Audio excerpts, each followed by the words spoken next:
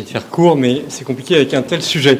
Pierre Manon, merci de venir souffler les 400 bougies de Blaise Pascal et de clôturer ainsi cette année anniversaire. Pierre Manon, vous êtes toulousain, né dans une famille communiste, l'année de naissance de l'OTAN et l'année où Régnier III est monté sur le petit trône de Monaco. Vous fûtes assistant du grand Raymond Aron et au Collège de France. Vous avez fait Hippocagne, Cagne, Ulm en 68, agrégé de philo en 71, professeur à Sciences Po, directeur d'études à l'école des hautes études en sciences sociales et rédacteur depuis 1978 de la revue Commentaire. En 2002, vous avez reçu le prix de Victor Delbos de l'Académie des sciences morales et politiques et en 2016, le prix Cardinal Lustiger de l'Académie française. Vous avez commencé votre œuvre plutôt sur les libéraux français avec Tocqueville. Et puis, peut-être parce que vous êtes intéressé à l'homme animal politique évincé de la philosophie moderne, vous êtes intéressé à Machiavel, à Montesquieu, à Rousseau, Montaigne et tout récemment donc Pascal. Je ne sais pas si votre conversion du communisme au catholicisme était comme Pascal une nuit de feu ou au contraire celle de la raison. Vous nous le direz ou peut-être que vous ne nous en parlerez pas car vous êtes connu pour être discret sur vous-même. Pourtant, vous êtes un des rares authentiques philosophes de notre temps, dit l'un de vos disciples, Mathieu Bock-Côté. Et avec Pascal, en fait, peut-être que c'est un cheminement assez naturel, ou surnaturel, d'arriver à répondre à cette question de la proposition chrétienne, cette proposition que le Christ nous fait sur la croix. Est-ce que tu m'aimes ? Vous n'êtes pas qu'un philosophe reclus dans une tour d'ivoire, vous vous intéressez à notre monde, sur la question par exemple du référendum européen, du référendum volé, sur la nécessité d'une autocritique de l'islam.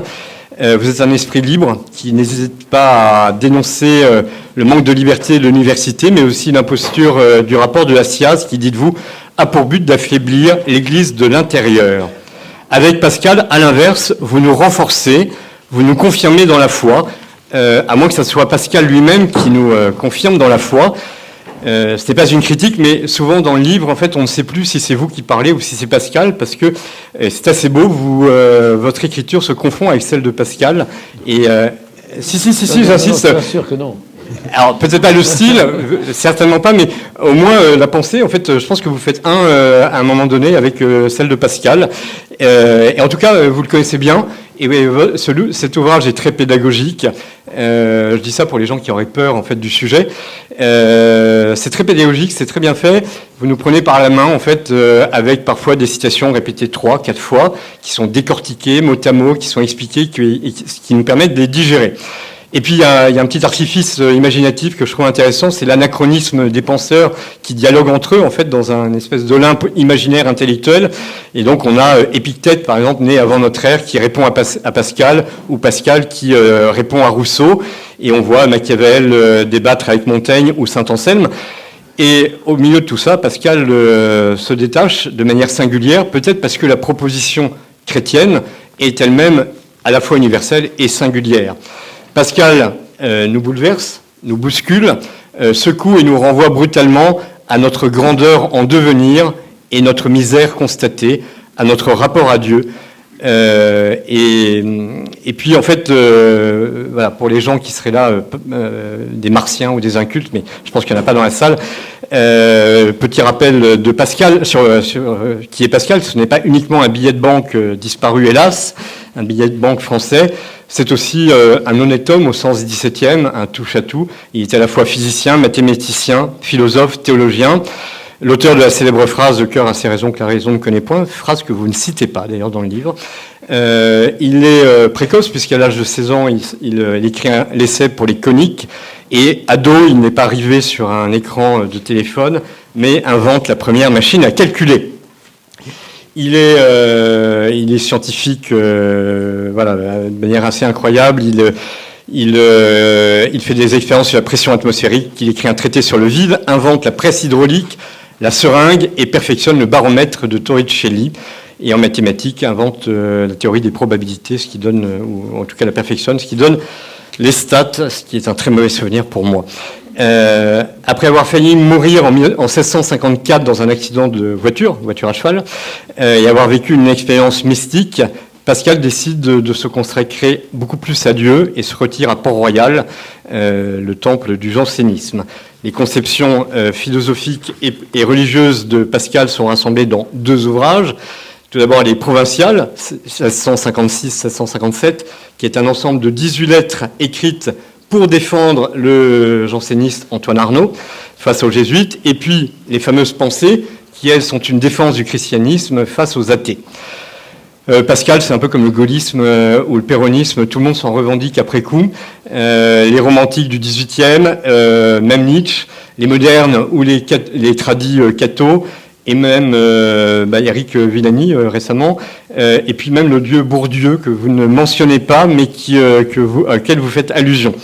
Et puis Blaise Pascal a rendu son âme à Dieu à Paris le 19 août 1662.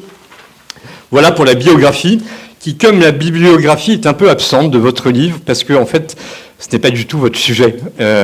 Absolument pas. Alors, je dis ça pour les gens qui voudraient acheter le livre pour avoir un charmant tableau du XVIIe siècle, du grand siècle, du siècle français. Eh bien, c'est raté. En fait, c'est pas du tout ça. Donc, à part les notes de bas de page, je crois qu'il y a une seule date, celle de la conversion, celle de la nuit de feu. Mais en revanche, il y a un foisonnement d'arguments, d'idées, presque un enchaînement géométrique. Tout ça écrit dans une langue très claire, très limpide, très belle, qui nous donne l'impression de comprendre beaucoup de choses qu'on n'aurait pas compris autrement. C'est un peu comme le professeur Lejeune qui nous parlait de génétique et on avait l'impression après d'être devenu un grand savant.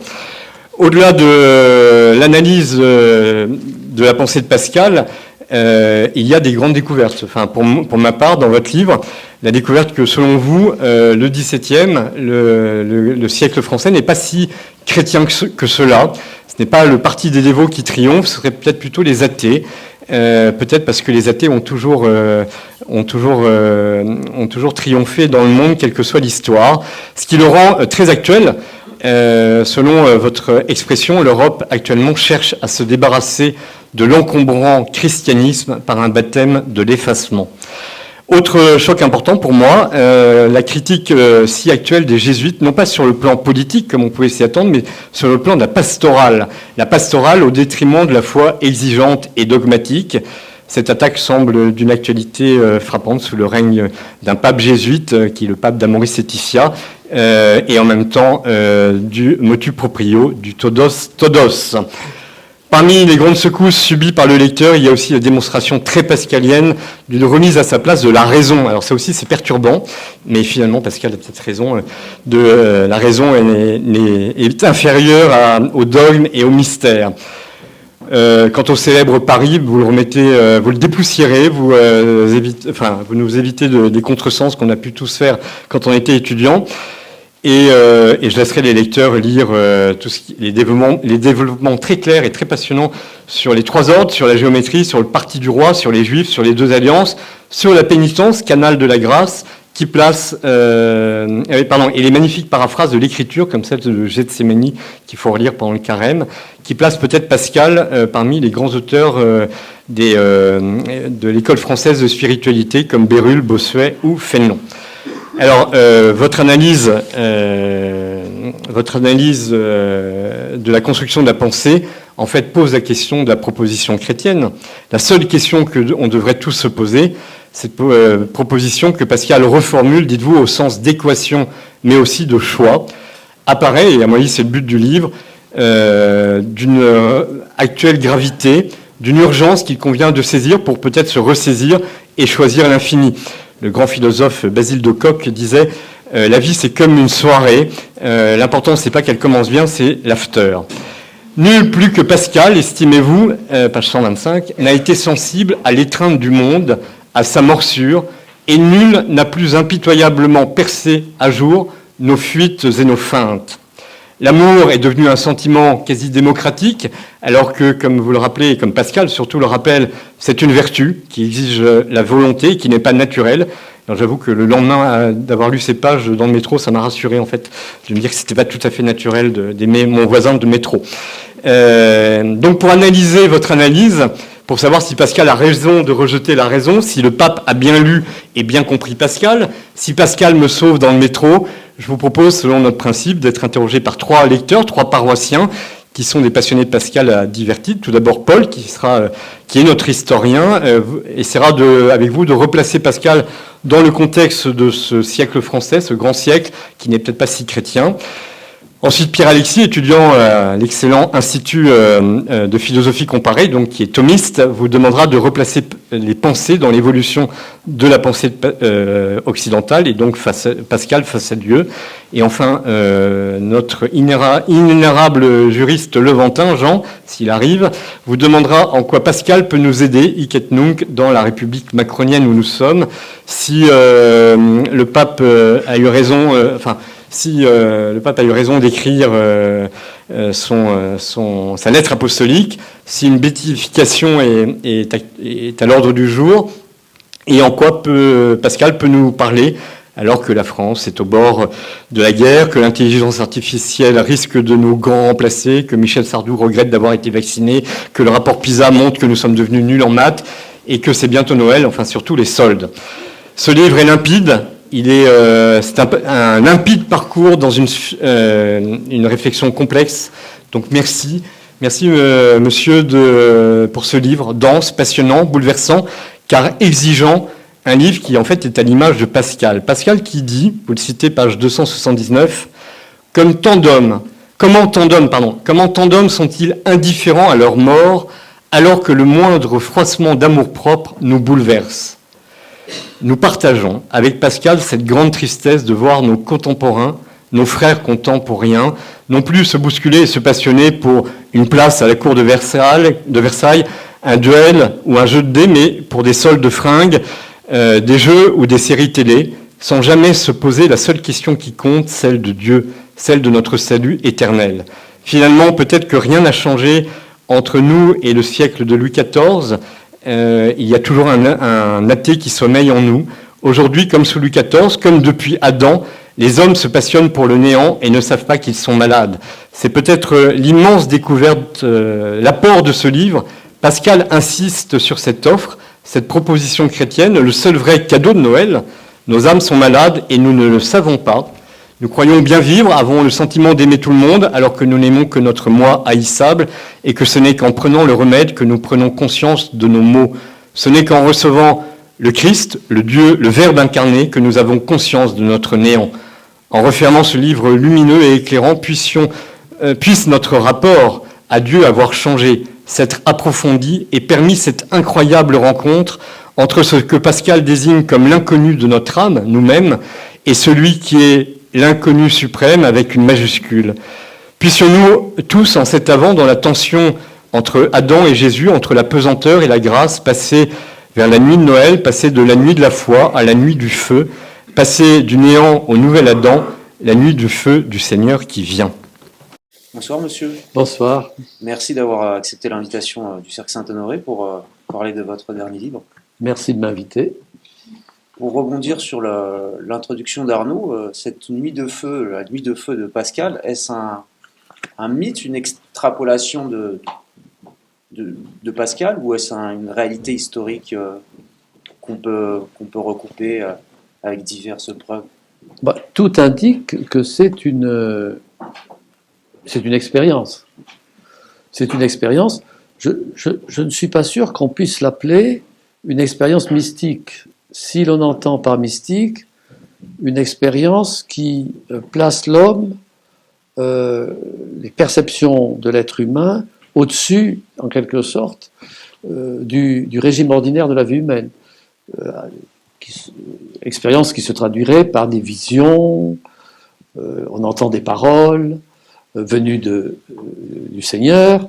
Non, il y a une expérience de la grâce, une expérience de la bonté de Dieu, une expérience de Dieu qui touche son âme.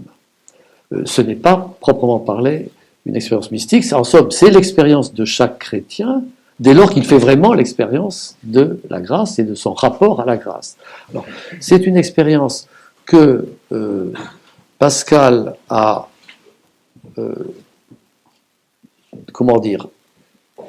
dont Pascal a adressé ce qu'on appelait ensuite le mémorial, mais ce n'est pas lui qui l'a appelé le mémorial,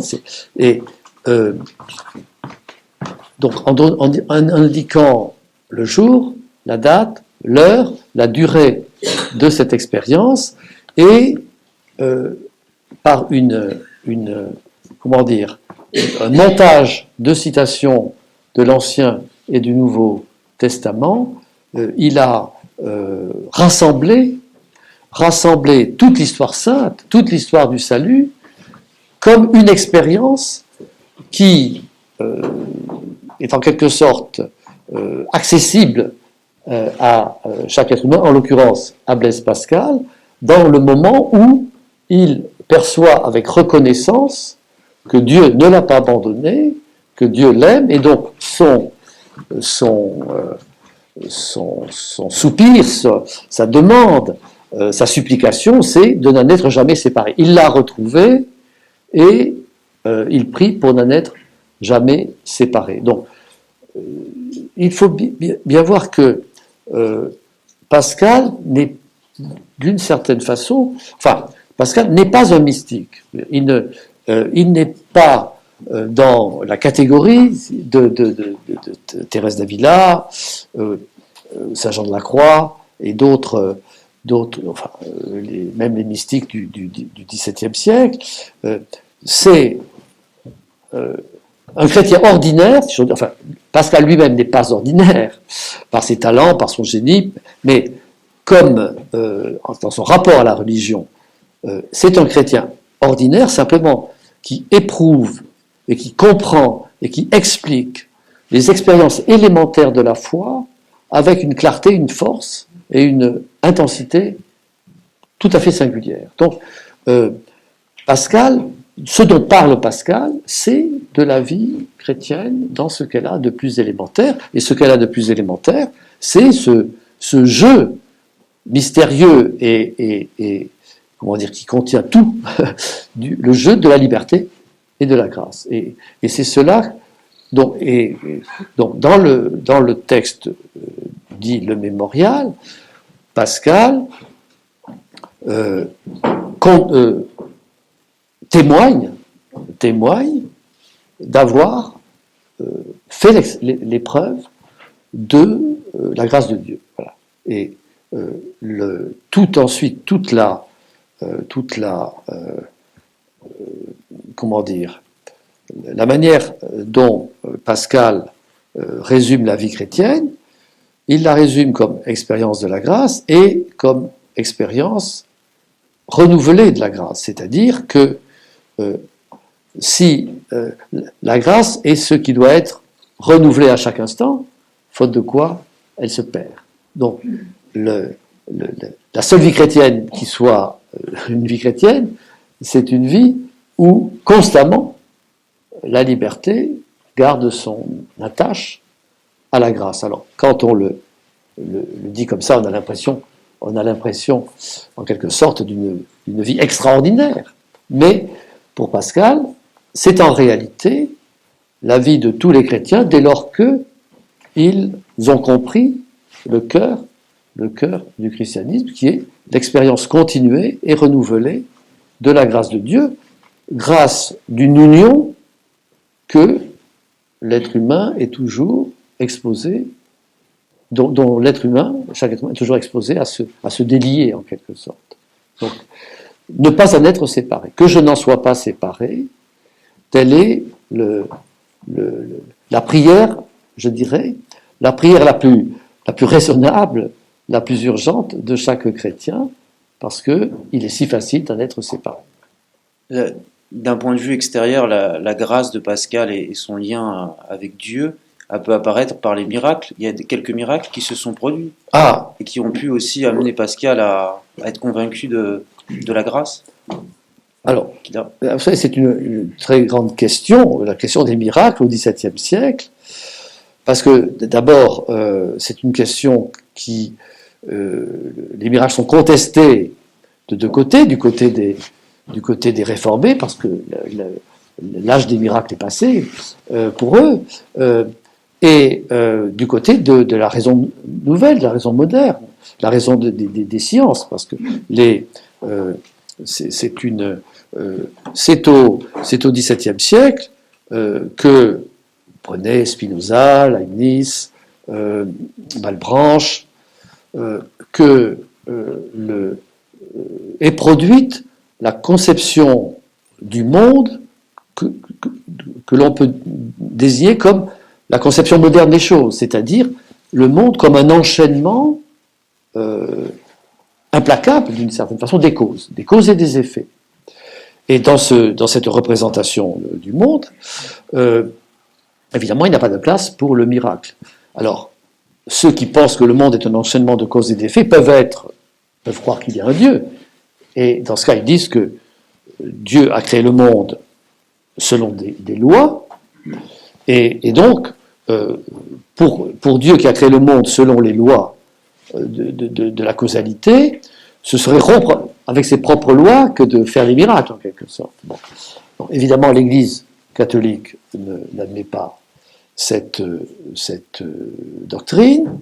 L'Église catholique croit au miracle, mais comme vous savez, il y a toujours la question de l'authenticité des miracles. Et il se trouve que il y a dans la vie de Pascal un miracle très frappant, bouleversant, c'est qui a touché sa nièce, Marguerite Perrier, c'est-à-dire la fille d'une de ses sœurs, de Gilberte, qui a fait ce texte magnifique qui est la vie de M. Pascal. Et cette petite fille avait une affreuse ulcère à l'œil qui la défigurait et que les médecins, évidemment, de l'époque étaient totalement incapables de guérir ou d'inciser. Donc, elle semblait perdue, et par un toucher d'une relique de la Sainte Épine qui était au monastère de Port-Royal, soudain, elle a été absolument guérie de cette fistule, cette ulcère, je ne sais plus très bien quel est le terme exact ou comment on l'appelait à l'époque. Donc, Pascal, alors ça a une grande importance dans la vie personnelle de Pascal, parce que évidemment, il éprouve ce besoin de percevoir le lien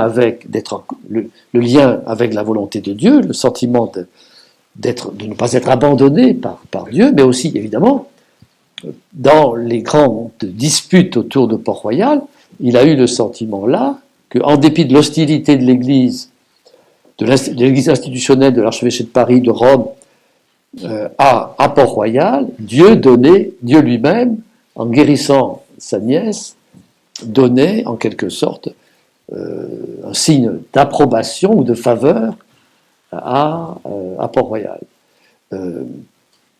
Du reste, l'Église, j'allais dire l'Église officielle, enfin l'Église institutionnelle, a reconnu ce miracle de la Sainte Épine, en dépit des graves disputes à l'intérieur de l'Église autour du jansénisme. Voilà. Sur Pascal, on a cette apologie chrétienne. Il projette d'écrire une apologie chrétienne, Pascal, dans un siècle qui est réputé religieux, où la religion domine. Est-ce que ce XVIIe siècle est si incroyant que ça? Pourquoi Pascal veut-il écrire cette apologie du christianisme? Alors, un détail de vocabulaire, tout le monde parle de l'apologie du christianisme écrite par Pascal, mais le mot n'est pas dans Pascal. Il n'emploie pas ce terme. Mais l'idée est exacte. L'idée est exacte. Il s'agit d'argumenter pour conduire les hommes au christianisme. Alors, là, vous posez une question infinie. Le rapport, l'état religieux du XVIIe siècle. C'est une question, en termes généraux, il est très difficile de cerner l'état religieux d'une population. Bien sûr, il y a des chiffres. Aujourd'hui, nous avons des statistiques, monsieur faisait allusion, des statistiques sur toutes choses dont nous savons nous voyons diminuer, n'est-ce pas, les chiffres des mœurs chrétiennes, les baptêmes, les mariages, les messalisants. Ces signes extérieurs sont certes significatifs, mais ils ne disent qu'une petite partie de la place d'une religion dans la vie d'une société. Alors, il faut bien voir que, avant de pouvoir donner une réponse un peu solide à cette question, il faut traverser un certain nombre de préjugés. Un des préjugés que nous avons tient, je dirais, à la représentation que les modernes se font de l'histoire de l'Europe, de l'histoire religieuse et spirituelle de l'Europe. Nous avons l'idée que, en somme, l'histoire européenne va d'âge de foi à un âge de raison qui est le nôtre. Donc, en plus, nous observons aujourd'hui la déchristianisation, et donc nous avons l'idée que, de même que certains se demandent si le catholicisme est sur le point de disparaître, nous continuons, nous repartons en sens inverse sur le même gradient, et nous imaginons des âges de foi. Et donc nous disons, malheureux que nous sommes, plus personne ne croit en Dieu, ce n'est pas comme nos pères qui, eux... Bon. Non, jamais. C'est un point qui me tient à cœur de répéter. Jamais la foi chrétienne n'a été facile. Jamais les dogmes, jamais les croyances, jamais les propositions, qu'on peut dire morales, les commandements chrétiens, n'ont été reçus avec enthousiasme, à la cryptée. C'est formidable, j'y vais. Jamais. Et pour de bonnes raisons, parce que les dogmes visent un monde invisible. La Trinité, les hommes vivent dans le sensible. Croire que quelque chose, que des réalités que personne ne voit dans son expérience ordinaire, certains disent qu'ils ont vu, enfin, la plupart des gens, dans toute leur expérience de leur vie, n'ont jamais vu. Donc, c'est pas seulement à l'âge scientifique que les gens ont commencé à douter des dogmes chrétiens. Les dogmes chrétiens ont toujours été des choses énormes à croire, n'est-ce pas? Bon. Donc, et c'est aussi, non seulement les dogmes, mais les commandements. Bon. Les commandements chrétiens, comment dire? Alors, peut-être qu'ils sont, sans doute, nous croyons, qu'ils sont ultimement nécessaires à l'accomplissement de nos natures, de notre vie, mais en première expérience, si j'ose dire, ils vont à l'encontre de certains des mouvements humains les plus puissants. Bon. Certains se sont fait eunuques pour le royaume des cieux. Ça n'est pas motivant pour l'immense majorité des êtres humains. Aimez vos ennemis, c'est quand même une énormité. Songez quand même que ce commandement rompt en quelque sorte avec un des ressorts les plus puissants de la nature humaine et avec l'idée jusque-là la plus universelle de la moralité. Qu'est-ce que fait un vrai homme? Ben, il aime ses amis, il les défend et il pourfend ses ennemis. Mais de ça, Pascal en est conscient de... Alors, excusez-moi, j'ai pris un détour. Donc, ce que je veux dire, c'est que, d'une certaine façon, c'est pas la déchristianisation qui est étonnante, c'est la christianisation. Comment cette religion, au fond si peu croyable, a eu une telle influence, un tel impact? Cette religion dont on a cru périodiquement qu'elle allait s'effondrer, qu'elle allait disparaître. Au XVIe siècle, beaucoup d'esprits du premier rang faisaient avec les astres, faisaient des calculs et prévoyaient la fin prochaine de l'Église catholique, qui était l'ennemi, la Carthage qu'il fallait détruire. Machiavel spécule sur des choses comme cela.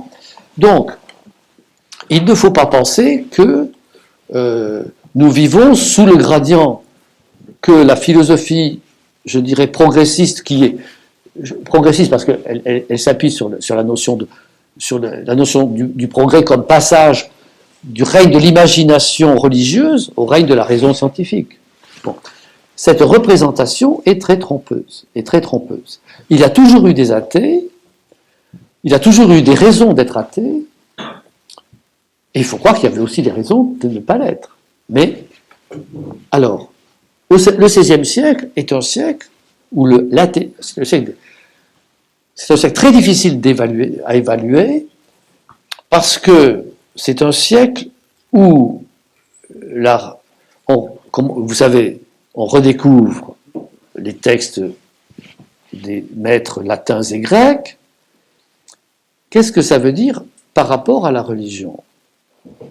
Ça veut dire que on découvre des exemplaires de vie humaine, des exemples de vie humaine dignes d'estime et d'admiration, et qui sont sans rapport avec le christianisme. Donc, c'est une énorme concurrence, si vous voulez, au christianisme. Donc, le XVIe siècle est un siècle où Lucrèce est un siècle où le matérialisme est extrêmement un matérialisme pré-scientifique, si vous voulez, est extrêmement puissant. Si vous lisez sérieusement les grands auteurs du XVIe siècle français, beaucoup, on peut dire que leur christianisme est très peu assuré. Et pour moi, je me suis disputé avec des amis proches là-dessus, donc je ne veux me disputer avec personne ce soir, mais un auteur comme Montaigne, j'ai essayé de démontrer, non pas pour le plaisir de démontrer ça, mais parce que c'est important pour comprendre la situation réelle de la religion dans la vie humaine. Montaigne n'était pas chrétien. Et il montre, si j'ose dire, l'auteur qui cite le plus, c'est Lucrèce, le grand matérialiste de l'Antiquité. Donc, le XVIe siècle est un siècle à la fois qui découvre avec passion, et une passion qui souvent se tourne contre la religion chrétienne, les hommes illustres, les vies illustres des Grecs et des Romains. Mais c'est aussi le siècle de la Réforme, donc aussi une passion religieuse, mais une passion religieuse qui se traduit par des divisions très, très cruelles, des guerres de religion atroces. Et alors, les guerres de religion, comment on l'interprète sur la place de la religion? Certains diront, là quand même, là c'était vraiment des croyants, parce que quand même, ils étaient prêts à mourir pour leur foi. Oui, mais ils étaient prêts aussi à tuer pour leur foi. Alors, est-ce que leur motif était vraiment la foi ou pas, ou autre chose? La haine de l'ennemi, le désir de l'emporter. Montaigne, toujours lui, mais dit que, au fond, dans ces disputes de religion, le motif de religion est très rarement le motif primordial de la conduite des hommes. Et au XVIe siècle, on parle du manteau de religion, c'est-à-dire du manteau dont les gens couvrent leurs motifs qui sont de notre ordre. Donc, j'arrive au XVIIe siècle. Au XVIIe siècle, il est vrai qu'il y a, et là la représentation courante n'est pas fausse, on l'appelait le siècle des saints, il y avait un livre de Daniel Robs il y a très très longtemps. Oui, il y a une réorganisation de l'Église, pour une grande part, à la suite du Concile de Trente, la mise en ordre politique du royaume par les rois, les Mazarin puis Louis XIV, Richelieu, Mazarin, Louis XIV. Donc, tout cela crée un ordre collectif dans lequel, comment dire, les mouvements du XVIe siècle sont en quelque sorte réprimés. Et, à la différence du XVIe siècle, où beaucoup des grands auteurs étaient probablement athées, ou en tout cas certainement pas des catholiques orthodoxes, le XVIIe siècle, au contraire, offre une pléiade de grands auteurs, de grands esprits, dont la foi semble incontestable. Donc il y a là, à ce coup sûr, une floraison spirituelle, je dirais, qui se fait pour l'essentiel dans l'orthodoxie catholique. Néanmoins, le XVIe siècle, j'y ai fait allusion tout à l'heure en parlant, vous m'en avez donné l'occasion à propos du miracle, c'est aussi le moment où la physique moderne s'installe. Et il ne vous échappe pas que la physique moderne, c'est quand même, disons, j'allais dire, un des grands arguments contre la religion, je dirais, elle a permis à l'hostilité à la religion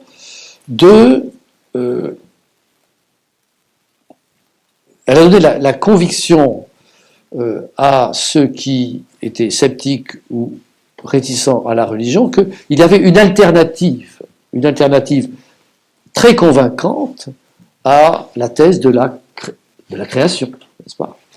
Que l'usage de la raison était de faire apparaître le jeu des effets et des causes, et en particulier avec la science expérimentale de Galilée, de montrer en quelque sorte, pour reprendre une formule ultérieure, que pour expliquer l'ordre des choses, il n'était nullement besoin d'invoquer une cause supérieure, une première cause. Donc, certainement, la science moderne qui commence à asseoir son autorité, au XVIIe siècle, est un grand adversaire de l'Église catholique. L'Église catholique qui, et c'est là le reproche que Pascal lui fait, commet la bévue, en quelque sorte, de s'opposer à une nouvelle démarche, ou du moins à certaines conséquences de cette nouvelle démarche, dans un domaine où elle n'a aucune compétence. Il n'y avait aucune nécessité, en somme, que l'Église, en quelque sorte, solidarise,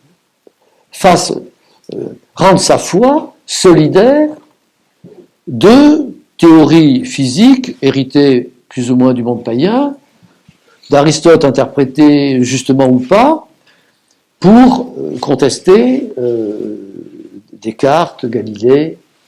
Là.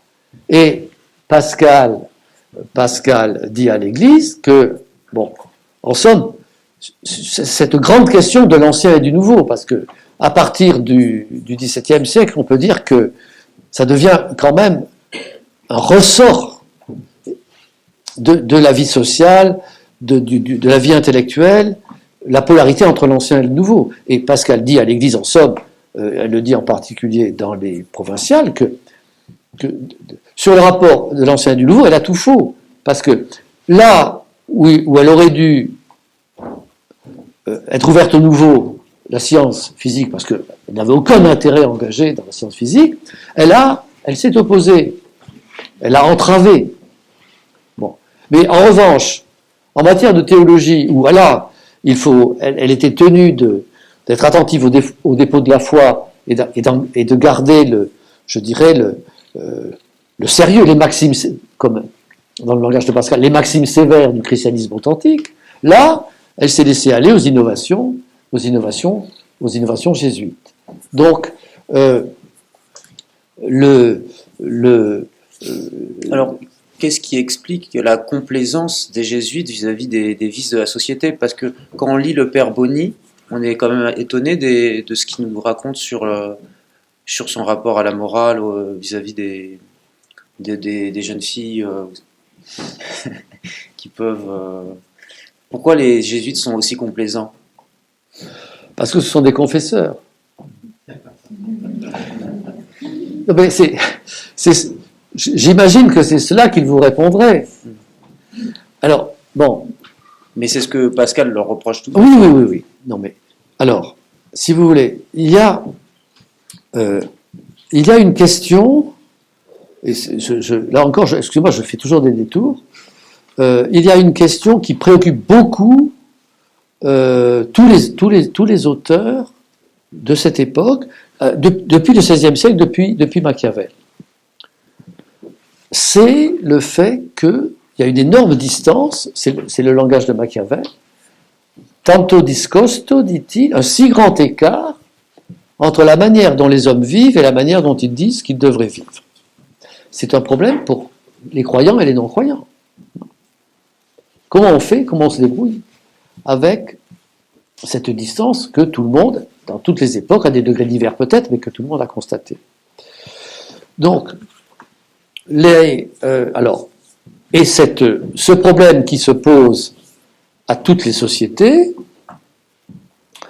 il est particulièrement aigu dans le monde chrétien, parce que c'est dans le monde chrétien que les exigences sont les plus élevées.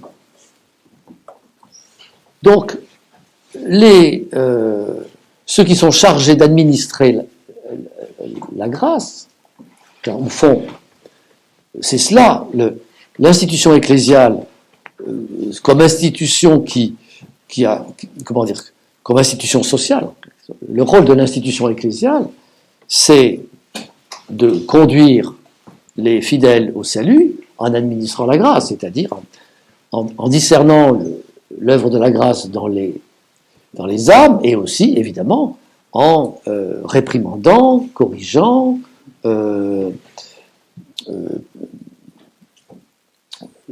imposant la pénitence. Bon. Donc, les jésuites, et c'est cela que Pascal leur reproche, les jésuites n'ont pas voulu du tout, en quelque sorte, ridiculiser les commandements chrétiens. Ils prenaient au sérieux les commandements chrétiens. Mais l'ordre jésuite s'est constitué comme, en quelque sorte, un ordre de reconquête, de reconquête ou de conquête de la société. Après la tempête de la Réforme, il s'est agi de retrouver, de reprendre en main la société. Et donc, comme le dit un des interlocuteurs de Pascal, eh bien, nous avons des confesseurs pour tous les tempéraments.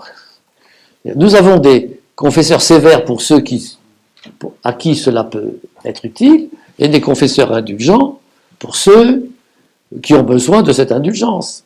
Alors évidemment, tout dépend de la mesure dans ces cas-là.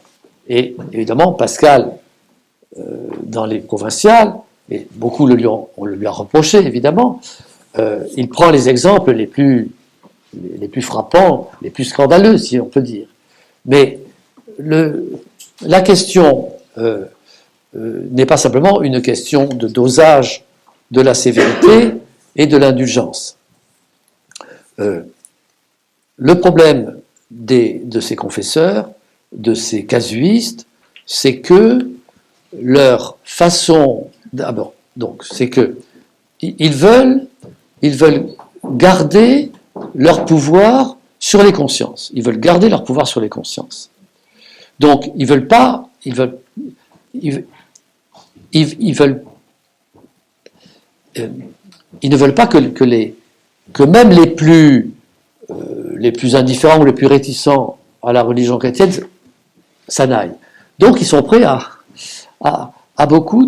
aller très loin dans l'indulgence, et c'est là le problème, jusqu'à vider de sens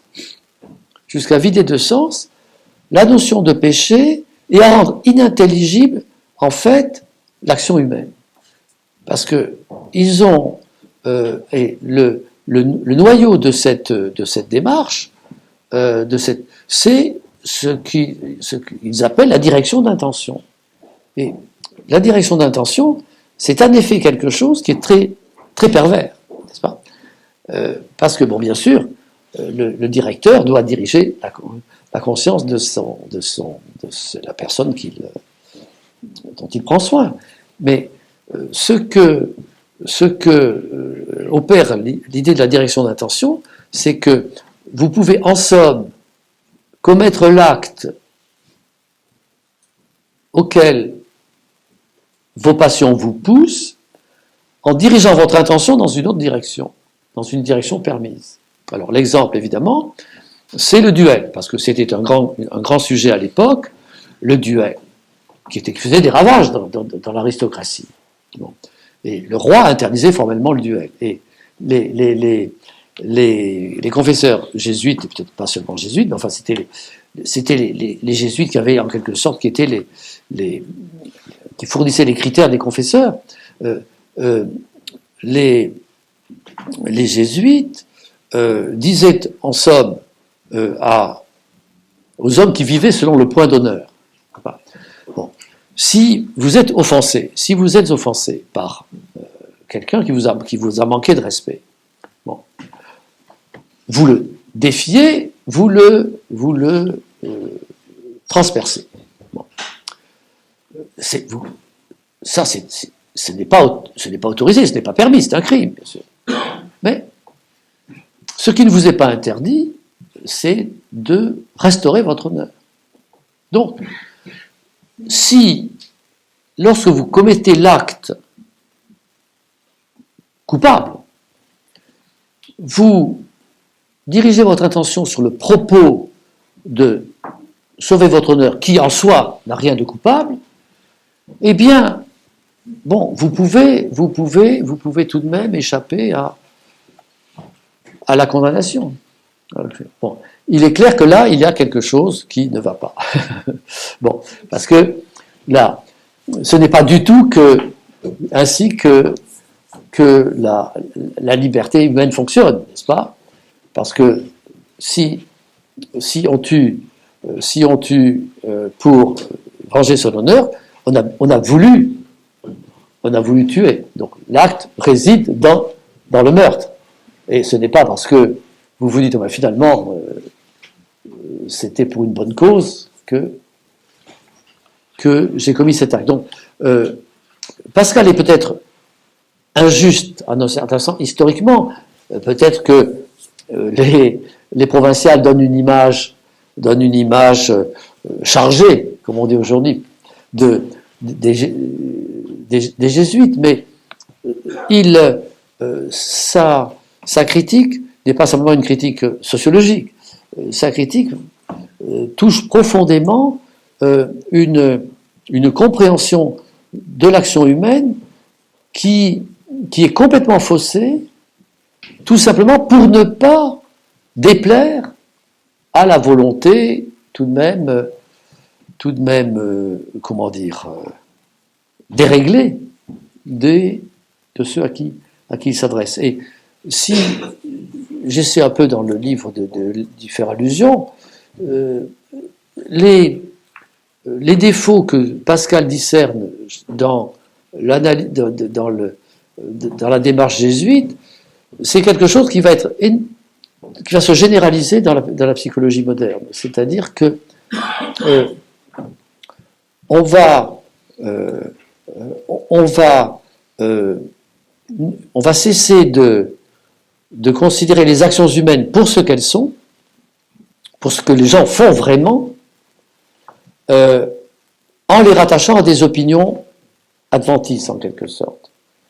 Si vous voulez, bon, pour changer de domaine, dans l'ordre politique, si vous tuez quelqu'un, c'est un crime, mais si vous tuez quelqu'un pour une opinion jugée salutaire, alors le crime est effacé. Donc, il y a déjà donc en somme, si vous commettez ce crime en dirigeant votre intention vers la bonne cause, le crime est largement effacé. Donc, on voit que ce que Pascal analyse dans le contexte spécifique de la direction spirituelle, pour ainsi dire, est une sorte d'anticipation d'une évolution qui va conduire les modernes, en fait, à relativiser complètement la différence entre la bonne et la mauvaise action.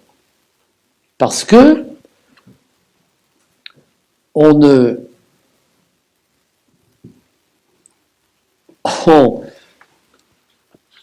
réussira à faire que, en fait, on ne jugera plus les actions pour ce qu'elles sont. Mais on le rattachera à autre chose, à une opinion. Regardez aujourd'hui avec le terrorisme, les meurtres liés au terrorisme, voilà. Pascal, je vais devoir te prendre ta place, si tu me pardonnes. on va... Bonsoir monsieur. Bonsoir. Eh bien, moi je suis là avec vous, pour resituer Pascal dans la pensée, dans l'histoire de la pensée occidentale. Vous avez déjà un peu abordé le sujet. Alors le contexte dans lequel écrit Pascal est assez particulier. Galilée vient de montrer envers et contre tout que la Terre et l'homme ne sont pas au centre de l'univers. Descartes et Hobbes sont en train de déconstruire méthodiquement, pièce par pièce, la pensée d'Aristote, la pensée classique de saint Thomas. On passe alors d'un cosmos organisé à l'image de Dieu avec l'homme au centre, à un univers infini régi uniquement par des lois physiques où Dieu semble avoir disparu et l'homme perdu entre l'infiniment petit et l'infiniment grand. Comment Pascal, en entrant dans ce monde moderne qui vient de s'ouvrir de manière fracassante, va-t-il repenser la relation de l'homme à Dieu ?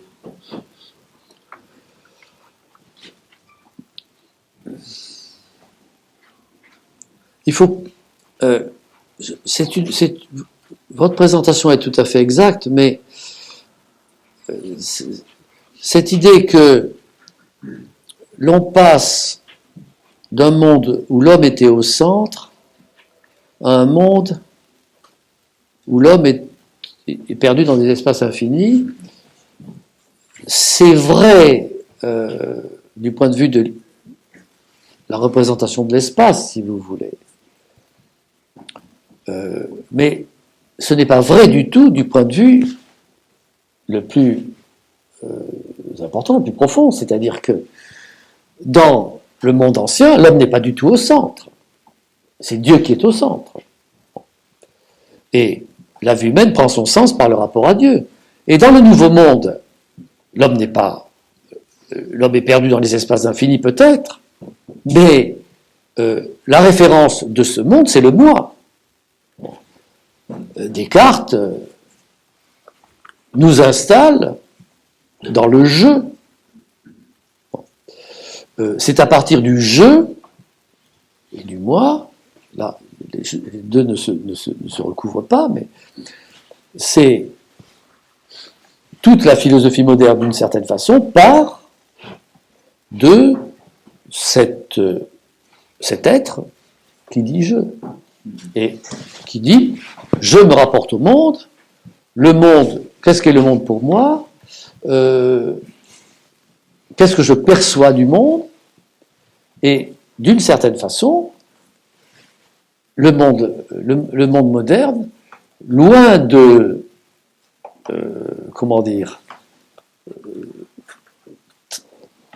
traiter loin de, contrairement à ce qu'on dit, de rabaisser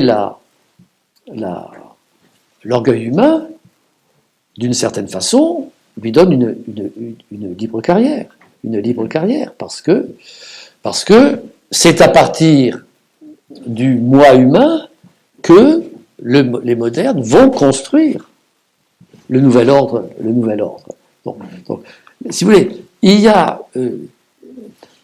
ce que vous dites est exact, mais est exact dans le contexte de la physique en quelque sorte, dans le contexte de la représentation spatiale du monde. Mais du point de vue des ressorts de la vie humaine, non. Oui, mais cette représentation va quand même être employée par les plus grands matérialistes contre l'Église catholique. Oui. C'était le fer de lance de l'argumentation athée. Oui, bien sûr. Mais il faut mesurer tout ce que l'athéisme moderne accorde au moi humain. Parce qu'il lui accorde qu'il n'a aucune loi au-dessus de lui, que le monde tel qu'il est, ce sont ses perceptions, et que c'est la connaissance humaine, l'homme est un sujet de connaissance, et que le monde vient à lui comme l'objet de la connaissance dont il est le sujet. Donc, la modernité nous place dans une situation qu'on peut dire éprouvante, parce que il n'y a plus de salut promis, mais cette perte du sauveur laisse des compensations substantielles à la volonté humaine. Ouais. Et la question de fond derrière ça, c'était aussi comment Pascal emploie finalement la science moderne, le nouvel ordre géométrique, dans la proposition chrétienne, et est-ce qu'il faut voir le pari comme une nouvelle manière de croire, une manière un peu de probabilité, un calcul de probabilité mathématique? Bon, alors, ça c'est une question indéfiniment disputée. Et si vous pouvez, s'il vous plaît, rappeler ce qu'est le pari de Pascal aussi. Oui. Je l'ai tellement répété que j'ai fini par l'oublier. Non, mais ce qu'il faut... Enfin, en tout cas, d'abord, ce n'est pas une question de calcul des probabilités. Ce n'est pas le calcul des probabilités. C'est pas Dieu a plus de chances d'être présent, d'exister. C'est pas un calcul des probabilités, et il ne s'agit pas de prouver Dieu.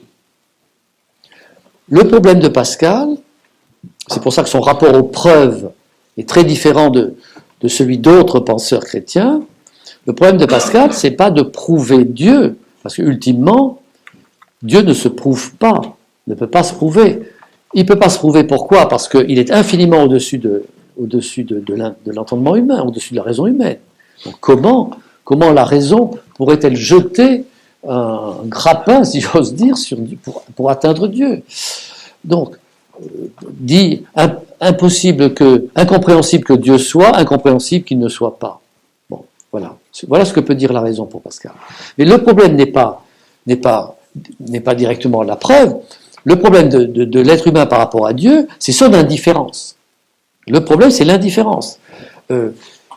Ceux qui sont hostiles à la religion chrétienne, ceux qui croient que l'Église est en train de s'emparer de tous les leviers de pouvoir, que les jésuites sont partout, que sais-je, à des époques ça a été vraiment des obsessions sociales, en particulier en France, mais pas seulement. Bon, ceux qui pensent que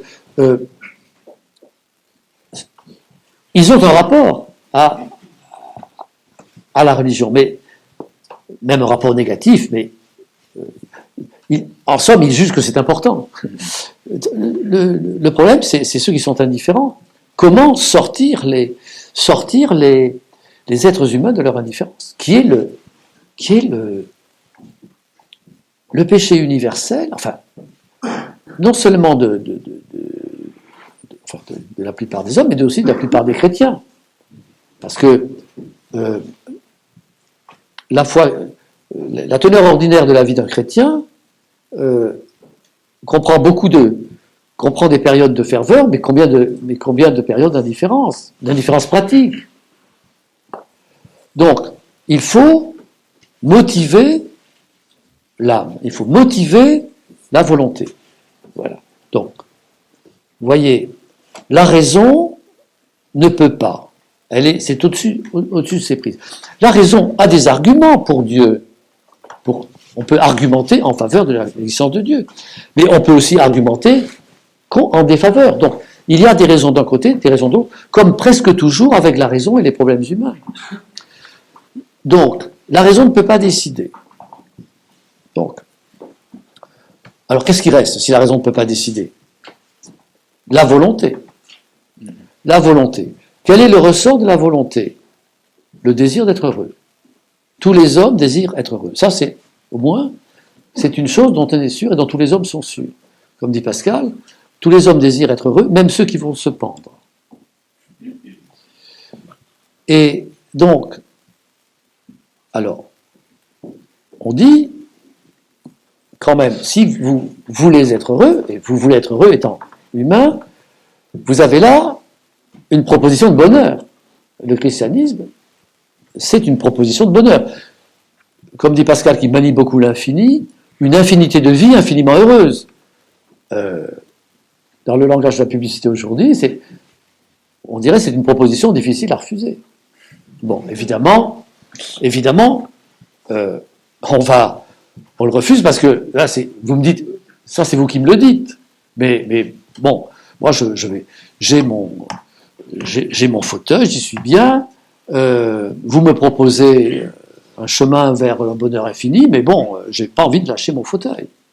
Bon. Alors, et l'argument de Pascal, c'est pour nous inciter à lâcher le fauteuil. Ça consiste à dire quoi? Ça consiste à dire, au fond, là je résume énormément, mais ça consiste à dire, au fond, si vous réfléchissez, dans la vie humaine, en fait, pour la mener, pour la conduire, on est toujours obligé, enfin, le fait vivre, c'est toujours préférer, le sacrifice vient après, préférer un possible à un réel, préférer un tu tiendras, tu auras, à un je tiens, à un tu tiens. Bon, si vous voulez faire une carrière d'ingénieur, de physicien, de militaire, vous devrez abandonner une grande partie de votre confort parce que de vos plaisirs, parce que vous allez devoir faire des études très exigeantes, ce qui supposera discipline, ordre dans votre existence. Bon. Donc, toute vie humaine comporte cette négociation entre un je tiens et un je l'aurai peut-être, ou je voudrais l'avoir, ou j'espère l'avoir. Et donc, ce que l'argument de Pascal consiste à dire, c'est que, au fond, la proposition chrétienne ne fait que mettre sous vos yeux, de la manière la plus claire et la plus motivante, la réalité du choix humain. La réalité du choix humain. Donc, si vous vous rendez compte que de toute façon, tout ce que vous faites, c'est toujours dans l'espérance d'un possible qui n'est pas certain, et que néanmoins, vous pensez que ce possible qui n'est pas certain mérite d'être tenté. Donc, il montre... Alors là, il y a une mise en scène mathématique qui est une mise en scène, mais qui évidemment ne prouve rien mathématiquement, mais motive la volonté. Donc, il s'agit de progressivement faire sentir à celui dont la volonté, à celui qui comprend que on lui propose d'être heureux, mais qui rechigne, de lui proposer, de lui faire comprendre que il ne fera en quelque sorte que accomplir ce qui appartient à la volonté humaine, au choix humain. Le mot le plus important dans le banquet, dans le pari, parce que bien sûr, l'objection au terme de pari, c'est qu'un pari, c'est volontaire. Un pari, c'est volontaire. Et donc, là, l'interlocuteur de Pascal dit, oui, mais moi, j'ai pas envie de parier. J'ai pas envie de parier. Vous me dites des belles choses, mais... Et c'est là que Pascal lui dit, vous êtes embarqué. Ça, c'est le moment décisif. Vous êtes embarqué. C'est-à-dire que dès lors que vous vivez, le compte à rebours a commencé.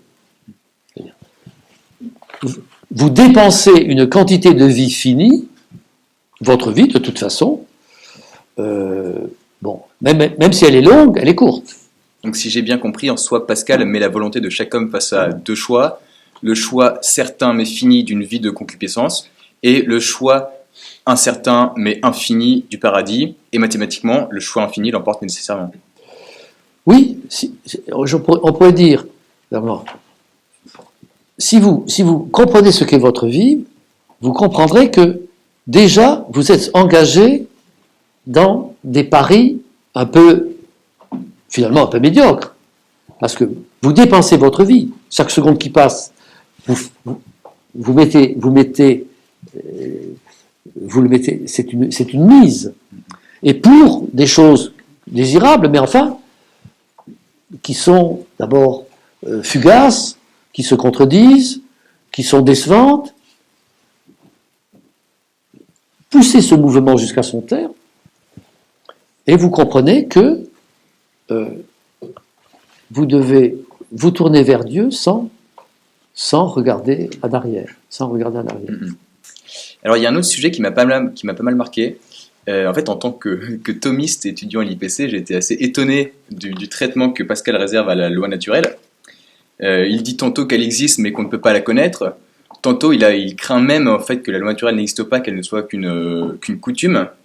C'est quand même étonnant pour un penseur qui se revendique de la tradition chrétienne, et il y a notamment saint Thomas, mais d'autres personnes, d'être sceptique à ce point-là vis-à-vis de la loi naturelle. Est-ce que finalement le scepticisme de Montaigne l'a emporté chez Pascal ? En tout cas, le scepticisme de Montaigne, c'est un moment de la pensée de Pascal, ça c'est certain. Ce qu'il apprécie chez Montaigne, c'est celui qui rabroue la raison humaine, le cuider, la présomption de la raison humaine. Et les arguments qui semblent contre la loi naturelle de Pascal, lorsqu'il dit vérité au-delà, erreur en deçà, qu'est-ce qu'une vérité qu'une rivière borne, la coutume et la nature n'est peut-être qu'une première coutume. Non, la nature est une... Non, comment on dit déjà La coutume est une seconde nature qui détruit la première, oui. Mais je crains que cette première nature ne soit finalement elle-même qu'une coutume. Bravo. Donc, c'est exactement ça. Donc, tout ça, je ne dis pas que Pascal ne le pense pas. Mais sa cible, c'est les prétentions de la raison humaine. Et il dit, si la raison avait accès à une loi naturelle, avait vraiment accès à une loi naturelle, eh bien, c'est pas possible que les hommes aient des coutumes aussi extravagantes. Il exagère la diversité des coutumes, comme Montaigne. Parce que Montaigne,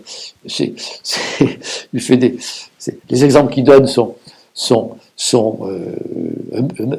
souvent complètement inventés et fantastiques, si vous voulez.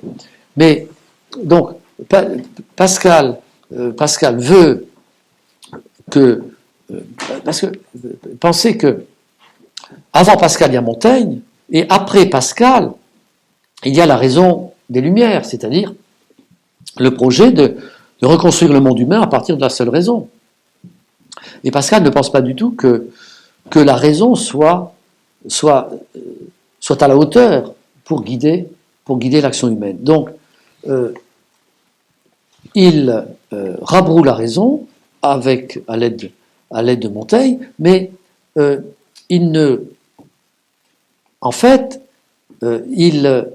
accepte tout à fait l'idée qu'il y a des règles de la vie humaine qui en fait sont partagées par tous les hommes. Parce que, autrement, sa critique des jésuites ne serait pas compréhensible, parce que il leur reproche d'autoriser, enfin d'aller à l'encontre des lois. Mais comment a-t-on accès du coup à cette morale universelle si ce n'est pas par l'intelligence? Tout dépend de ce que vous appelez par l'intelligence, mais tu ne tueras point, tu honoreras ton père et ta mère. Est-ce que ça se déduit de l'intelligence? Je pense que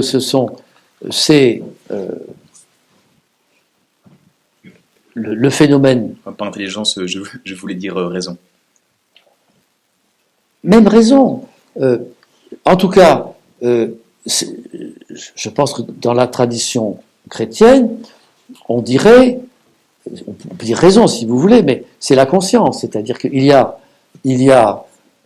un sentiment intérieur de règles sans lesquelles la vie humaine n'est pas concevable, tout simplement. Le décalogue est une forme particulièrement impressionnante, mais d'une moralité commune qui, à des degrés divers, plus clairement dans le décalogue, mais qui à des degrés divers se retrouve dans toutes les civilisations.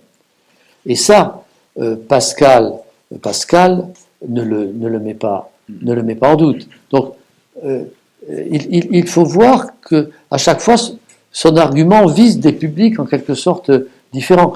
Contre les jésuites, il mobilise les règles universelles de la moralité, on vous dirait, et contre les esprits forts, il attaque les pouvoirs de la raison.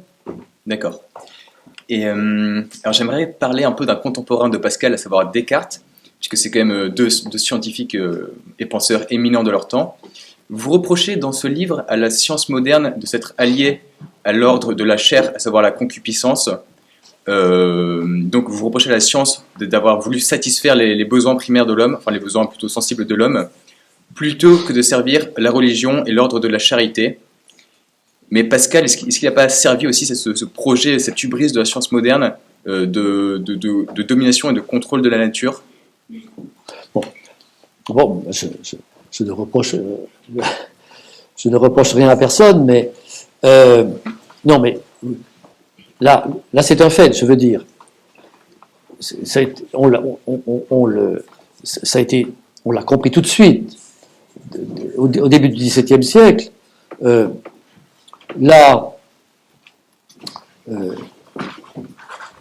ce qui caractérise la science moderne par rapport à la science grecque, c'est que la science moderne, elle a été destinée très vite, immédiatement, à ce que Bacon a appelé le soulagement de la condition humaine. Donc, Descartes, le discours de la méthode, comme dit Peggy, le discours de la méthode, hélas, c'est un programme, et presque un programme électoral. Descartes promet que l'application de la méthode et les découvertes qu'elle permettra changera prodigieusement la condition humaine, en particulier par les progrès que fera la médecine, et il promet, sinon une vie, d'effacer la mort, du moins une vie extrêmement largement délivré de la maladie et dont la durée sera considérablement allongée, ce qui a été vérifié.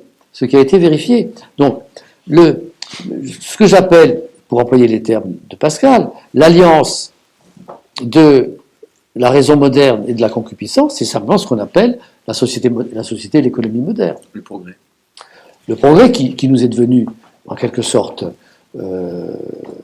consubstantiel, et qu'aujourd'hui, brusquement, on vient de déclarer une erreur majeure, puisque c'est cette transformation de la nature dont brusquement, le parti progressiste, ça c'est quand même quelque chose, un phénomène qui est prodigieux, n'est-ce pas, parce que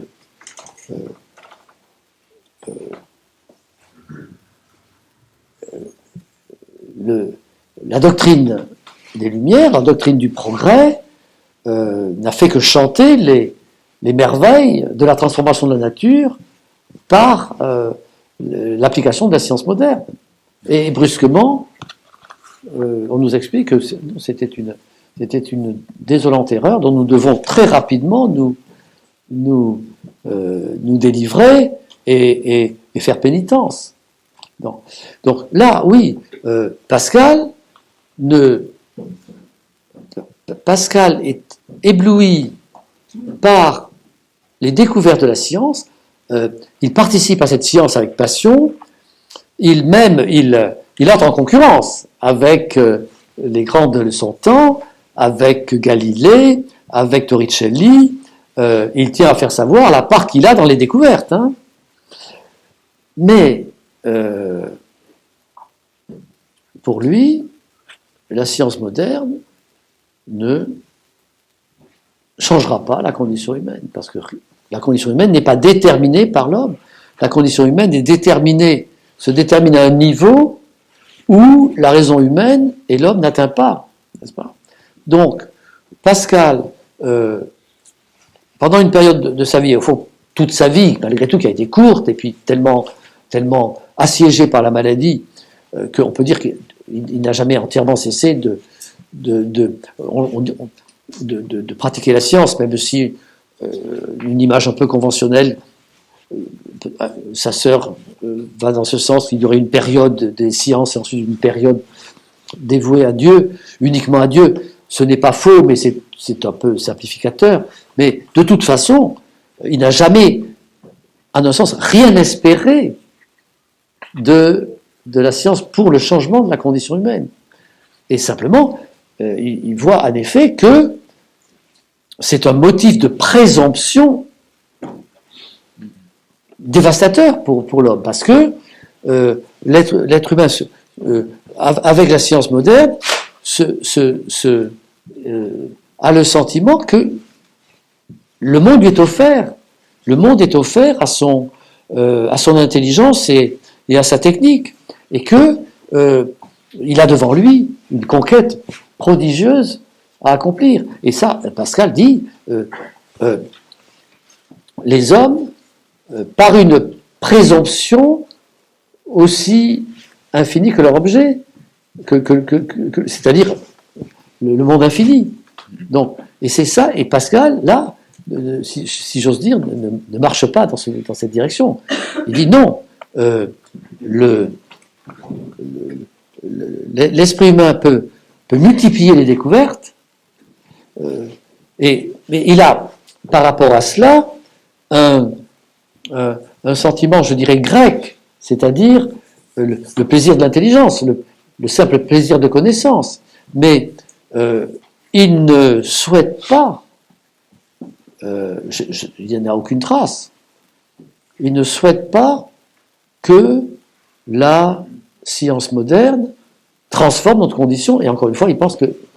Oui, c'est toutes les différences avec ses contemporains. Cela dit, tout de même, il faut corriger, il a aidé son père, qui s'occupait de la collecte des impôts en Normandie. C'était très difficile, parce que les gens, à cette époque-là, ne voulaient pas payer d'impôts, et donc, le père de Pascal peinait, et avec sa machine et ses techniques mathématiques, Pascal aidait son père à recueillir les impôts que devaient les Normands. Donc, en ce sens-là, il a contribué au changement de la vie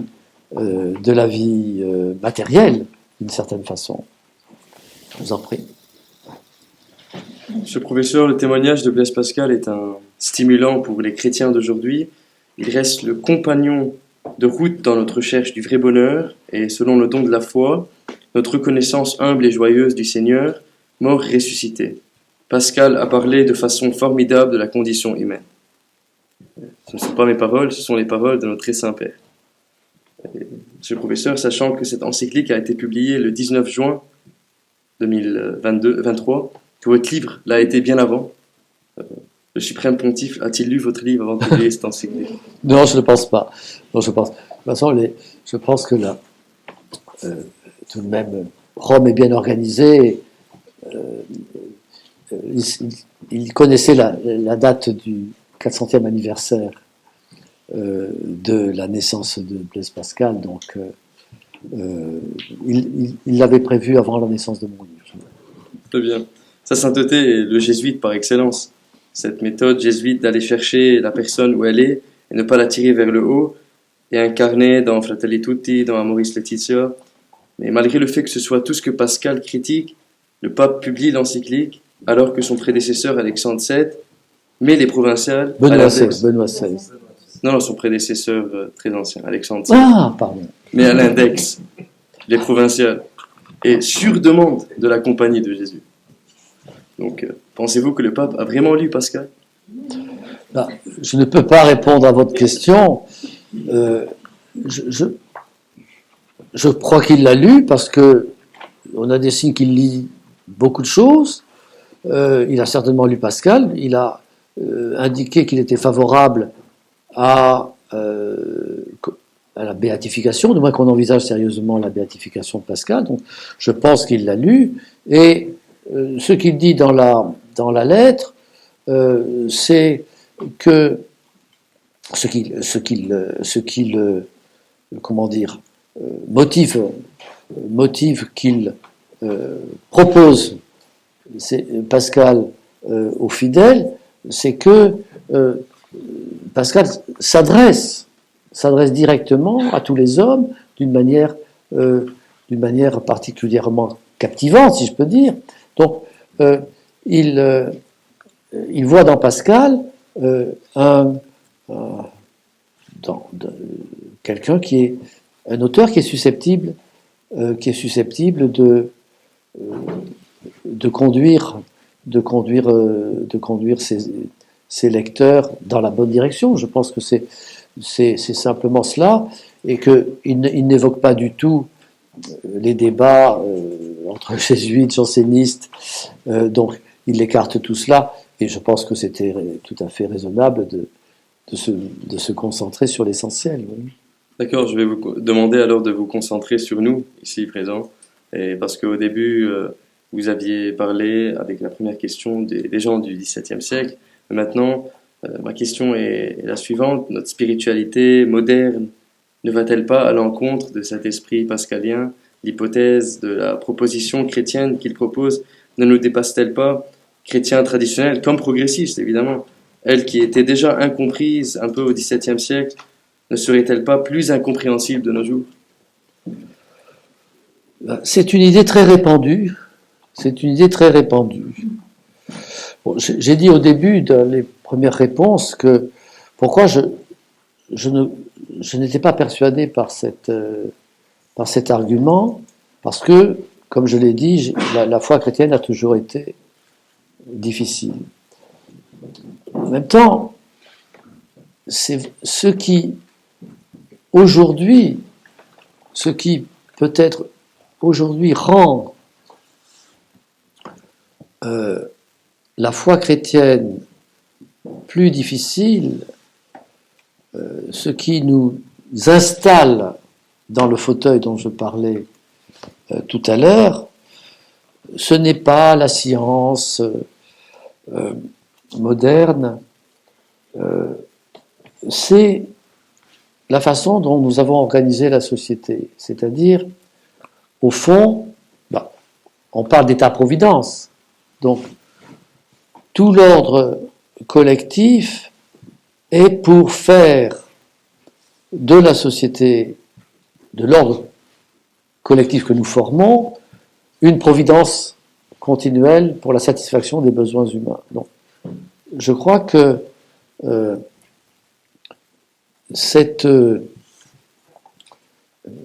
nous avons progressivement redéfini le sens de la vie humaine comme la satisfaction des besoins humains.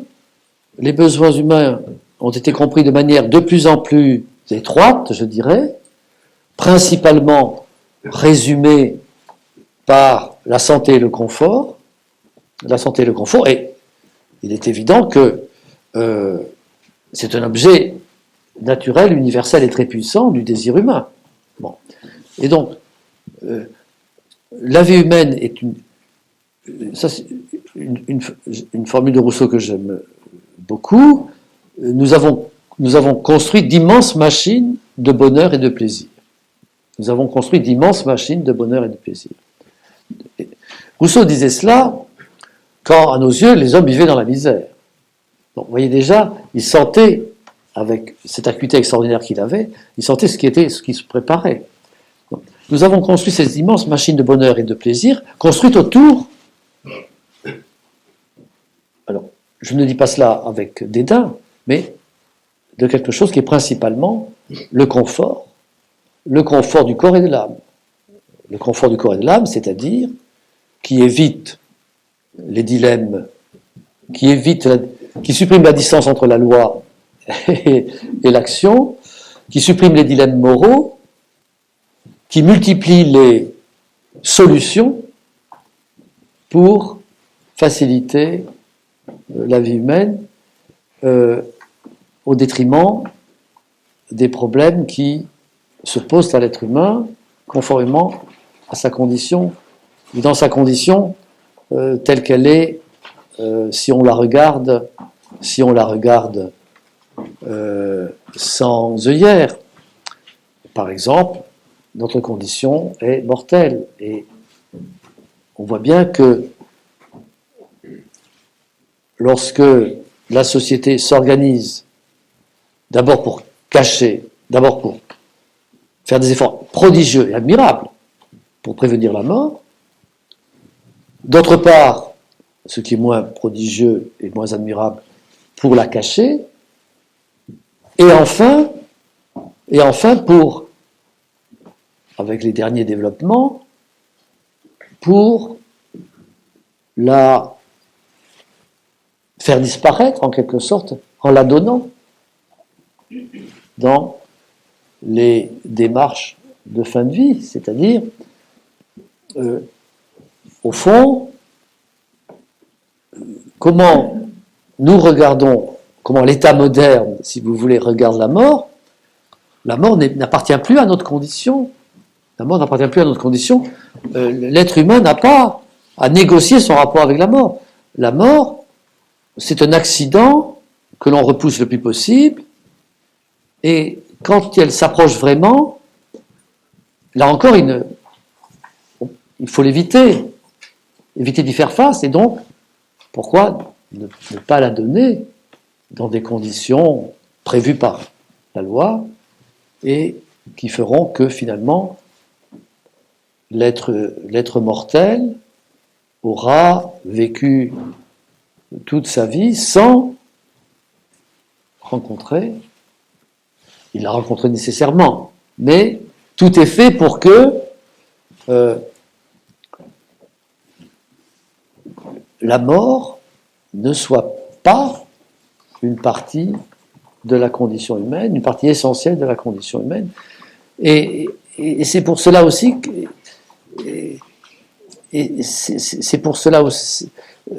c'est un des sujets, comme vous savez, de l'indignation de Pascal. Il dit, mais comment vous pouvez... Alors, c'était à l'époque de Pascal, il n'y avait pas l'État-providence, hein, mais comment pouvez-vous... Alors, c'était le divertissement, mais comment pouvez-vous vivre sans vous soucier de la mort? Et c'est une question qu'il posait à son époque, et alors on peut la poser à d'autres, nous la poser à nous-mêmes aujourd'hui, et le phénomène très très étrange aujourd'hui, c'est que d'une certaine façon, il me semble que ce que je viens de dire, les nouvelles lois ou les lois qu'on nous promet, l'horizon, c'est de se rendre maître de la mort, de nous rendre maître de la mort en étant ceux qui nous la donnons, n'est-ce pas? En étant ceux qui nous la donnons. Et c'est le dernier effort que nous faisons pour la faire disparaître. Et donc, mais bien entendu, elle est là. Et bien entendu, nous ne sommes pas dupes de toutes nos ruses pour n'y pas penser. Mais enfin, peut-être que cette énorme cette machine, cette énorme machine que nous avons organisée, en effet, nous rend plus difficile la prière, nous rend plus difficile la providence, parce que nous sommes tellement habitués à nous donner tous les biens désirables par les moyens de la société humaine, que nous ne savons plus demander quelque chose à quelqu'un, sinon à l'État. À notre mort viendront nos descendants, et ceux après nous. Donc notre société, qui est excessivement tolérante, ou même faussement charitable parfois, qui comprend mal l'amour du prochain, qui ne pense qu'à ses intérêts, éteint-elle des milliards d'années-lumière, comme dirait mon capitaine, de la proposition chrétienne défendue par Pascal quant à la charité?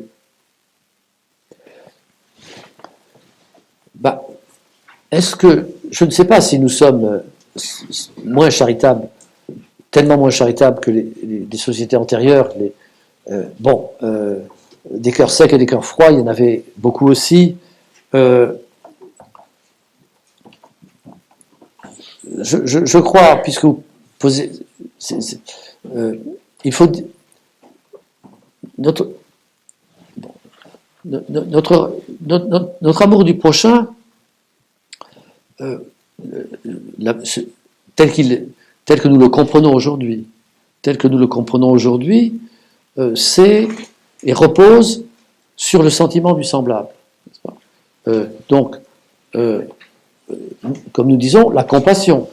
Mais la compassion, c'est une passion, c'est-à-dire que c'est un sentiment, ce n'est pas une vertu, ce n'est pas une action.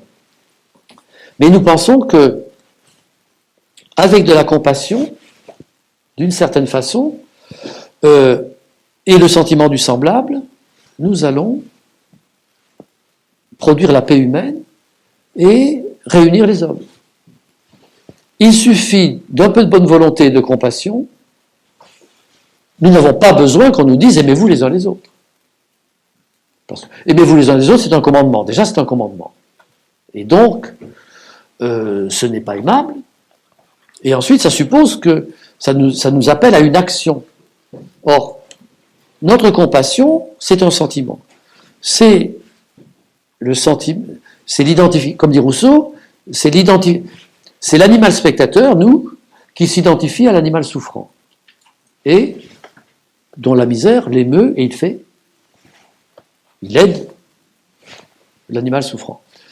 Bien sûr, et notre compassion fait beaucoup de choses excellentes. Mais en même temps, la compassion est quelque chose de... Notre capacité de compassion est très limitée. La capacité de sympathie, c'est un point qui préoccupait beaucoup le philosophe Hume au XVIIIe siècle. Il disait, la sympathie est un élément essentiel de la vie sociale, mais chaque homme a une capacité vraiment limitée de sympathie. Donc, n'accordons pas trop à cette compassion qui est limitée et qui aussi se retourne facilement en son contraire. C'est-à-dire la compassion pour la misère des semblables est souvent une raison ou un prétexte pour la détestation du semblable.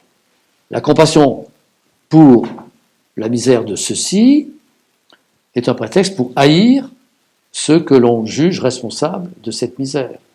Donc, nous vivons dans un régime de la compassion, et dans le régime de la compassion humanitaire, il y a toujours des ennemis. La compassion, le monde de la compassion ne vit pas sans le complément de l'hostilité ou de l'inimitié.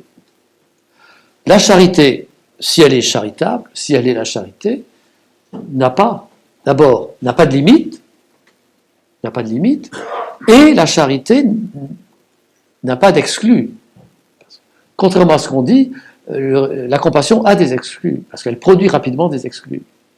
La charité, en tant que telle, est une action partagée entre l'homme et Dieu, et une action qui n'a pas de limite. La charité est sans limite. Les vertus humaines sont toutes des vertus limitées par définition, n'est-ce pas? Le courage est entre la témérité et la lâcheté, donc il y a une mesure humaine, mais la charité, elle, n'a pas de limite, et c'est donc, je crois que nous devons réussir à ressaisir ce qu'est la charité, c'est-à-dire un amour du prochain qui ne se laisse pas détourner très vite dans l'accusation du prochain. Et je me permets, en dernier lieu, professeur, de vous demander de vous prononcer sur un sujet un peu incertain et hypothétique, mais j'espère que vous le ferez. Ce sera votre dernière déclaration. Il s'agit du dossier de béatification de Blaise Pascal. Selon vous, avons-nous suffisamment d'éléments pour appeler Pascal saint? Vous savez, d'abord, personne ne peut décider avant que les autorités. C'est toute une procédure extrêmement complexe que vous savez mieux que moi. Alors, je peux dire pourquoi. Moi, je ne suis pas favorable à la béatification. Parce que des saints, Dieu merci, nous en avons beaucoup. L'Église catholique est abondante en saints. Avons-nous besoin, il n'y en a jamais assez, mais enfin, avons-nous besoin d'un saint Blaise Pascal? Je ne crois pas. Pourquoi? Parce que Pascal, c'est sa vertu extraordinaire. Pour ainsi dire, dans toutes les sociétés, il accroche des esprits, des natures, qui jamais ne s'approcheraient de l'Église, qui jamais ne s'approcheraient du christianisme. Il parle aux âmes singulières. Donc c'est une figure qui est la plus libre, pour ça lui-même se considérait uniquement comme un catholique fidèle, qui voulait être fidèle, mais tel qu'il est, il peut parler absolument à tous les hommes. Et ça, c'est donné à très peu d'hommes. Et je crois que en faire un saint risquerait d'estomper sa singularité dans cette noble cohorte, mais risquerait alors de rebuter des esprits qui seraient spontanément portés vers lui s'il restait Blaise Pascal. Votre réponse a été donnée sachant qu'il vous regarde. Merci, professeur. C'est très charitable ce que vous venez de faire, là.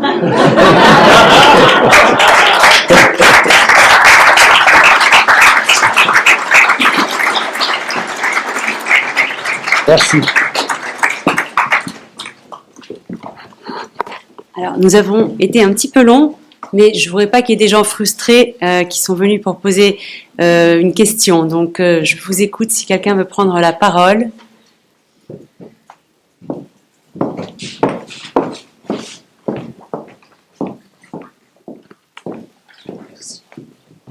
Bonsoir. Bonsoir. Je voulais vous poser une question par rapport à la foi contemporaine aujourd'hui. Est-ce que vous pensez que la foi chrétienne aujourd'hui, comme vous l'avez mentionné au début, qui a toujours connu des défis, qui a toujours connu des épreuves, ça a toujours été difficile d'être chrétien, est-ce que la foi aujourd'hui serait en train de se transformer en une foi horizontale entre les gens et qu'on a perdu ce lien vertical qu'on avait avec le ciel et avec Dieu? Ah oui, il est évident que la tendance de la société dans tous les domaines, n'est-ce pas, l'idée de l'autorité, l'idée des différences de niveau, l'idée qu'il y a des choses essentiellement supérieures au plan humain, est inséparable de la conscience de soi de l'homme moderne. Il veut que rien, en quelque sorte, ne vienne troubler légitimement son quant à soi, en quelque sorte. Donc, oui, certainement. Pascal rétablit la verticalité, oui, la verticalité divine, certainement.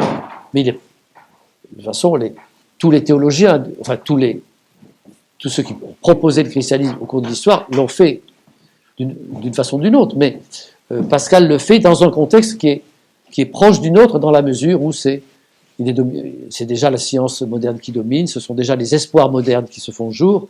Donc, Pascal, au moment où la grande horizontalité va commencer, si j'ose dire, rappelle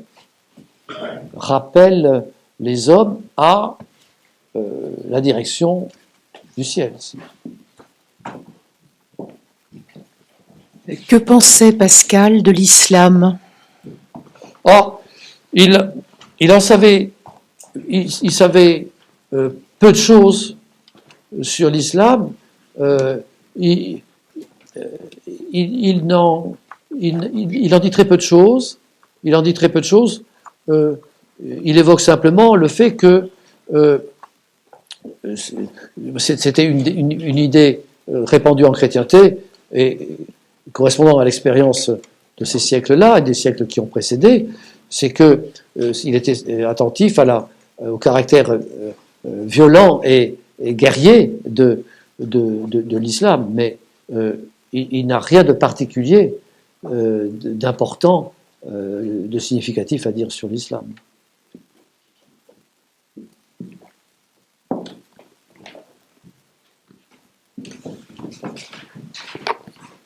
Oui, moi j'avais une question par rapport à, en gros, l'influence de sa pratique des mathématiques sur son style, qui est très symétrique, très structuré, et pourtant on n'a pas eu accès à, on va dire, l'architecture finalisée de la politique du christianisme. On a regardé que quelques fragments. Donc en gros, est-ce que dans votre livre, aborde la question de Pascal, mathématicien, au niveau de la structure de ses ouvrages et de son style? Non, franchement pas. Non. Je m'intéresse à l'idée qui se fait des mathématiques et la manière dont il ordonne, le rôle que jouent les mathématiques, ce qu'il appelle la géométrie, dans sa compréhension du monde humain et de la tripartition du monde humain, n'est-ce pas? Entre l'ordre de la chair, l'ordre de la charité, au milieu, l'ordre de l'esprit, qui est finalement l'ordre de la géométrie, l'ordre des mathématiques. Donc, c'est l'ordre où la raison est à son exercice favori, en quelque sorte. Parce que rien ne la gêne, rien ne la retient. Elle suit l'évidence de la démonstration, tandis que l'ordre de la chair et l'ordre de la charité sont pleins de dépendance, en quelque sorte, positive ou négative. Donc, sous cet angle-là, je m'occupe de Pascal et la géométrie, mais je ne spécule pas sur, en quelque sorte, une sorte je ne me demande pas si Pascal, mathématicien, en quelque sorte, a agi sur Pascal, écrivain, ou Pascal... voilà, je crois que, bien sûr, Pascal était à chacun instant tout ce qu'il était, mais son style est le style de son âme plus que de son esprit. Voilà. Merci. Alors je sais que vous n'aimez pas du tout cet exercice, mais la tradition ici, c'est de poser les 5 petites questions. Il n'y a pas de questions indiscrètes, il y a que des réponses qui le sont, disait Guitry, donc vous n'êtes pas obligé de répondre, mais nous posons les mêmes questions à chacun de nos invités. Quel est le livre de chevet que vous nous conseillez, celui que vous lisez en ce moment? Vous allez être très très surpris, mais par l'originalité de mon choix, mais j'ai la grosse Bible du chanoine Hosty, et je vous avoue qu'il se trouve que ces jours-ci, je le lis particulièrement. Je suis sûr que vous êtes déçus. Non, il n'y a aucune bonne ou mauvaise réponse. C'est pas. Non, c'est très bien. Pourquoi chanoine Parce que Hosty je trouve que c'est une très bonne traduction, avec d'excellentes notes. Meilleur que Crampon Je ne dis pas que c'est les meilleures, je dis qu'elle me convient particulièrement. Je la trouve. Voilà, je ne suis pas. Très bien. Je ne suis pas. Ces questions sont subjectives, donc. Un expert des traductions de la Bible. Quel est votre personnage historique préféré J'en aime beaucoup.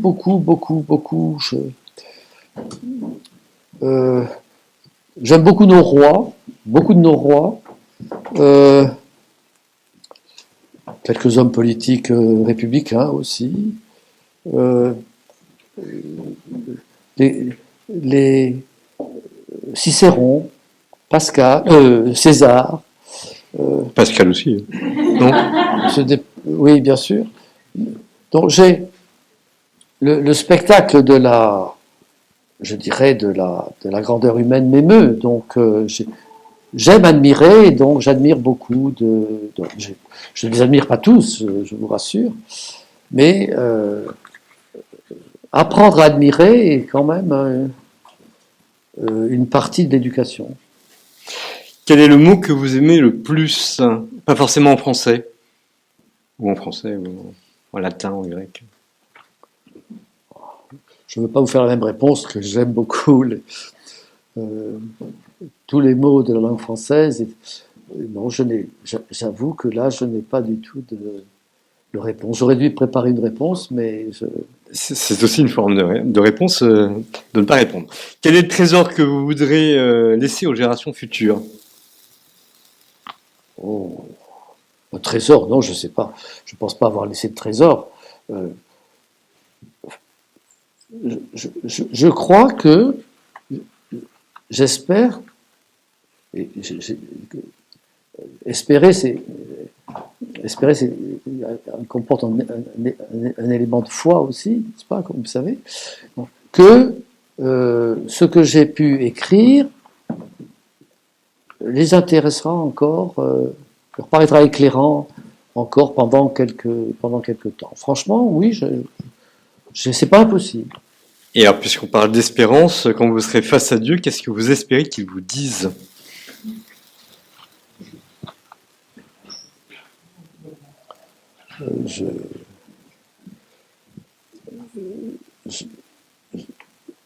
Moi, je lui dirais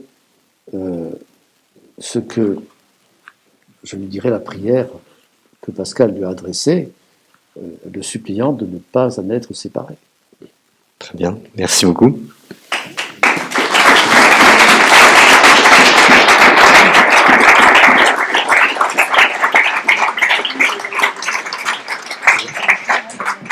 Oui.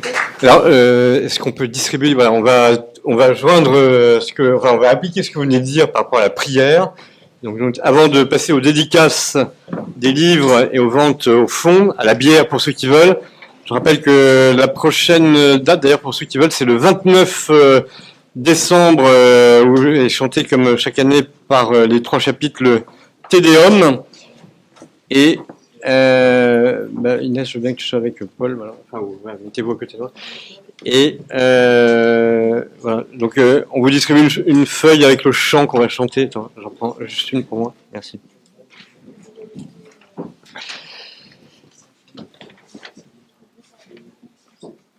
Pascal disait, le but de notre prière, de la prière est donc la continuation de la prière, condition de la charité. Et donc il faut prier continuellement car le péril est continuel. La proposition chrétienne est la révélation objective de la grandeur de l'âme humaine par l'adoption de Dieu. Et chaque âme dira comme Ruth, ton peuple sera mon peuple et ton Dieu sera mon Dieu. C'est bon. Au nom du Père, du Fils et du Saint-Esprit. Amen. Mettons-nous en présence de Dieu et adorons-le.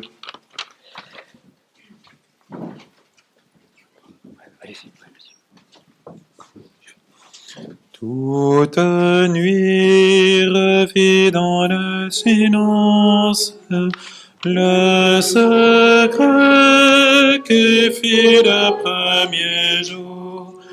Cette nuit nous chante la naissance, où Dieu met au monde son amour. La voici la nuit de Dieu, d'où le jour va naître comme un feu. Toute nuit, pressant que la lumière jaillira de l'aube qu'elle attend. Cette nuit apprend que sa lumière donnera le jour à tout vivant. La voici la nuit de Dieu, tout le jour va naître comme un feu. Toute nuit contient son poids d'angoisse, quand le noir nous couvre de son toit. Cette nuit retient l'instant qui passe pour avoir le temps d'être à la joie. La voici la nuit de Dieu, d'où le jour va naître comme un feu.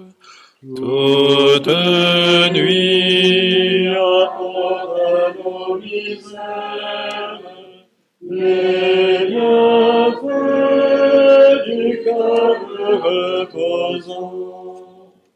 Cette nuit, tout nous vient du Père, qui nous fait le don de son enfant. Voici la nuit de Dieu, le jour va naître comme un feu. Toute nuit accepte l'impuissance pour que l'homme scintille son levant. Cette nuit, Dieu cache sa puissance au trésor qu'il livre en cet enfant. La voici la nuit de Dieu, d'où le jour va naître comme un feu.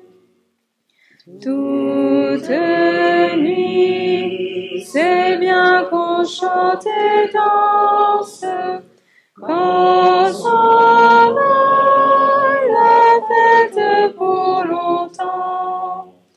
Cette nuit, la fête qui commence, chantera